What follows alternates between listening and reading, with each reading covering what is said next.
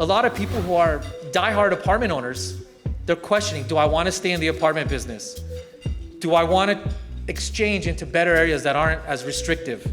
Do their kids have any interest in carrying on this family business, this legacy the parents have sacrificed for? Over the course of the last week, I reached out to several of the attendees, spoken with most of you here, and we wanted to really touch upon issues that people are having. And majority of the people are interested in tenant law, insurance, and obviously trust and those subjects. But as it pertains to me, they want to know, what are other landlords doing? One of the attendees actually made a mention to me that I took a note down. She's actually sitting here. And we were talking about how the business has changed, and they've owned buildings for a very long time, decades over decades. She told me something that kind of stuck with me. In the past, renters were usually people passing through, and now they are people renting their forever home.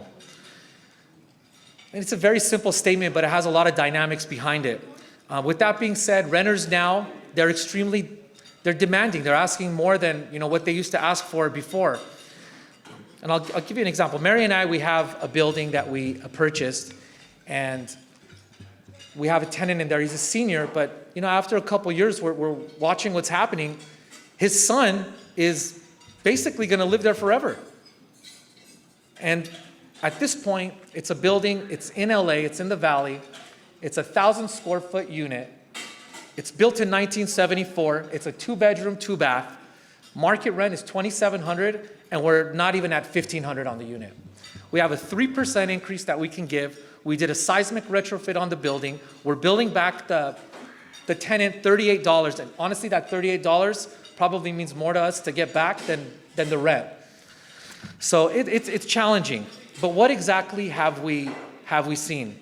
Owners in the last few years have really started to take a step back and look at their overall picture, their portfolio.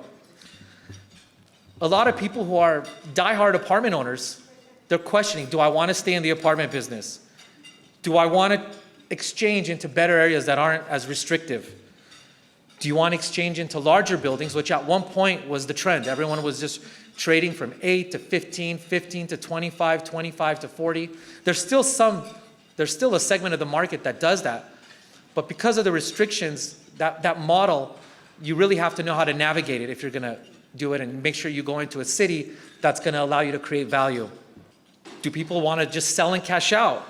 Do they want to exchange into something less passive like a Delaware statutory trust, a DST, or a triple net single tenant lease?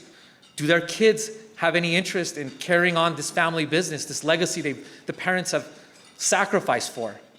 And then more importantly, which is kind of the harder question to ask, will the kids be good business partners with one another?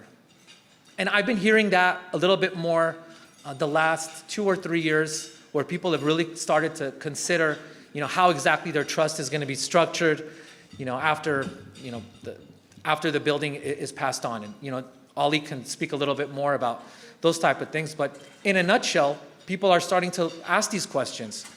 And they're not easy questions to answer, but it's a question that shouldn't be put off. You're either in or you're out. And if you're in, you have to take a very proactive measure, strap up the boots, and you just go for it. You go, you learn, you take whatever precautions you need to take, and you have a plan and a path.